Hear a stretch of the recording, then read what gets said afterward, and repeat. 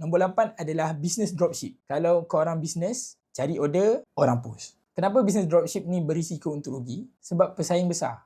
Bila kita adalah dropship someone, kita kena tahu someone tu mesti recruit dropship lain. So bila dia recruit dropship lain, persaingan kita sangat besar. Dan bila persaingan kita sangat besar, market tu terbahagi kepada pesaing-pesaing ni. Jadi sesiapa yang branding ataupun market dia willing untuk spend more, biasanya mereka ni yang akan untung. Tapi kalau kita buat dropship ni, honyeh-honyeh, so end up kebanyakan orang yang buat dropship ni buat dalam tempoh masa yang sekejap, lepas tu dia tak boleh untung lah bisnes ni.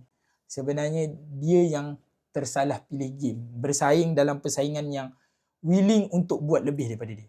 Nombor 7 adalah business property. Business property ni bukan agent property. Jadi agent property ni cerita lain. Owner property, ini yang berisiko tinggi. Sebab apa? Nombor 1, modal dia orang besar gila. Kalau buat loan pun tempoh masa yang panjang.